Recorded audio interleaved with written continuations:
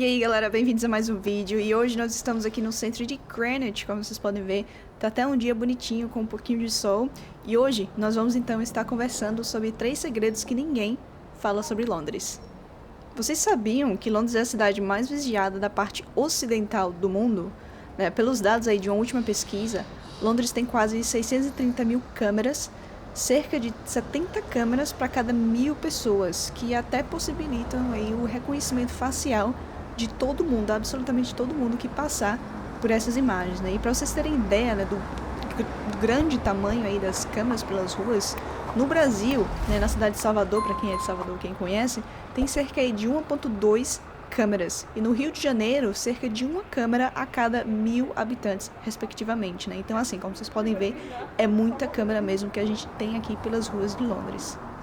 Os especialistas da área de segurança pública, né, eles falam aí que as primeiras câmeras foram colocadas pela cidade durante a coroação da Rainha Elizabeth em 1953, se eu não me engano, de uma maneira temporária, tá? Não era para ser definitivo.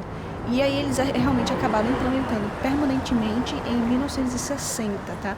Mas foi somente nas décadas de 80 e 90 que houve aí um certo boom na instalação dessas câmeras, devido principalmente aí aos ataques terroristas, né, do exército irlandês na época, e também do começo aí dos ataques terroristas dos islâmicos, que são extremistas. Londres também, né, já sofreu muito com o que eles chamam aqui de hooligans, que são aquelas pessoas que fazem parte de gangues de futebol, tá? Teve uma época muito punk aqui na Inglaterra, quando tinha praticamente guerras entre essas gangues, toda vez que tinha um jogo de futebol, né? Muita gente morreu por conta disso, e as câmeras pelas cidades foram de certa forma aí fundamentais para eles poderem achar as pessoas, achar essas gangues e realmente parar com esses conflitos, né? Porque hoje em dia, muito provavelmente você não vai estar vendo assim essas guerras tão publicamente como era antigamente, tá? Eu não posso dizer aqui que realmente essas brigas entre times acabou, porque realmente não acabou, mas não é tão público e tão sangrento dessa maneira mesmo como era antigamente. Só que tem um porém, né? Como eu já falei no começo do vídeo, muitas dessas câmeras hoje em dia, elas operam aí um sistema de tempo real, onde elas vão estar, na verdade, acionando aí caso elas reconheçam alguém que esteja na lista de procurados pela justiça daqui, tá? Então, como ela vê a sua cara, ela vai estar registrando, né, o seu rosto e vai estar mandando um anúncio aí para a polícia dizendo que você é um procurado, e eles provavelmente vão também te achar e vão atrás de você, né?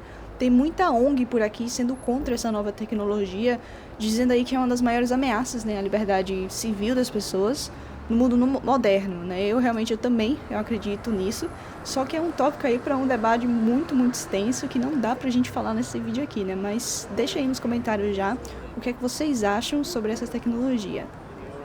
Outro segredo da cidade é que todo e qualquer taxista, né, ou então chamado aí de Black Cab por aqui, precisa fazer uma prova tipo de vestibular para poder dirigir aí o seu táxi pela cidade.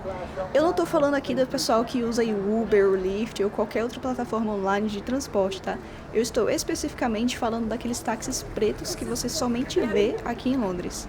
Mas como assim, né? Os taxistas precisam fazer uma prova? Então, para você ter uma ideia, eles precisam literalmente decorar mais de 300 rotas e 25 mil ruas diferentes, além aí de mais de 20 mil pontos de interesse, que pode incluir museus, parques, igrejas, teatros, escolas, entre muitas outras coisas. E aí você pode até se perguntar, né, o porquê deles não utilizarem então o GPS como qualquer outro motorista. Infelizmente, né, eles não são autorizados a fazer isso. E se eles forem pegos, eles podem até ter problemas com a licença do seu táxi, tá? É algo aí realmente próprio do órgão dos taxistas, então não tem como eles fugirem disso. Ah, vale lembrar também, né, que quem já fez esses testes dizem que demorou aí uma média de 4 anos para eles poderem ser aprovados.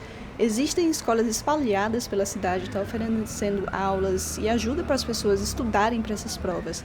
E é muito normal até você ver pessoas pela cidade estudando os caminhos, tá? Você vai ver pessoas mais ou menos assim. Eu vou colocar uma foto aqui para vocês, estando aí com a sua moto e um mapa mesmo, estudando cada caminho possível para chegar do ponto A ao ponto B de forma mais eficiente e rápida, tá?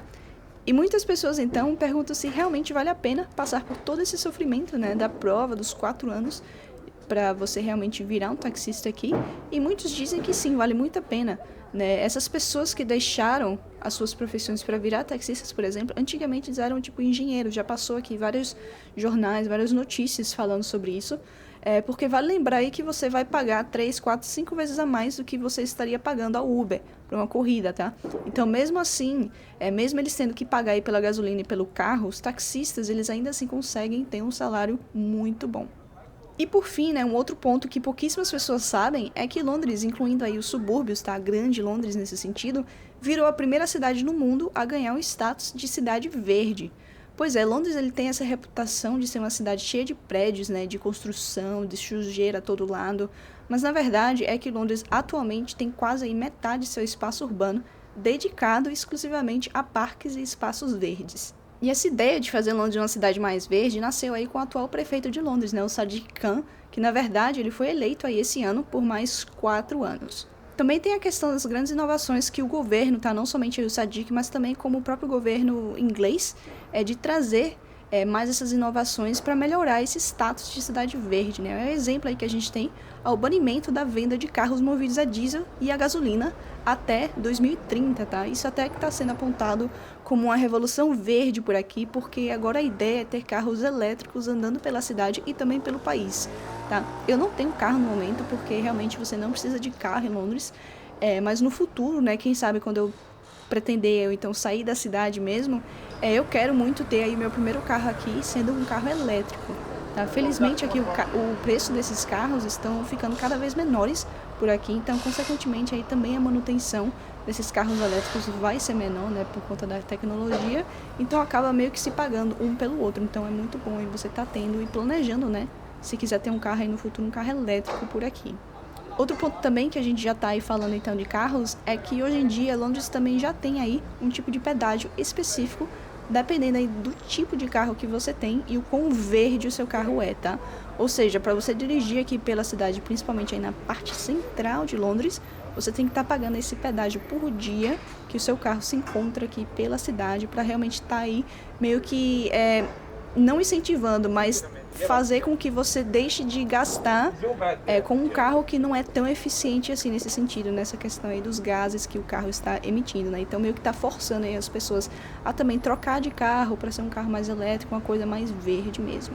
Bom, mas então é isso aí, galera. Esse foi o vídeo de hoje, tá? Esses são aí os 3 segredos que a gente tem aqui em Londres. Espero que vocês tenham gostado desse vídeo e até a próxima caminhada. Tchau, tchau!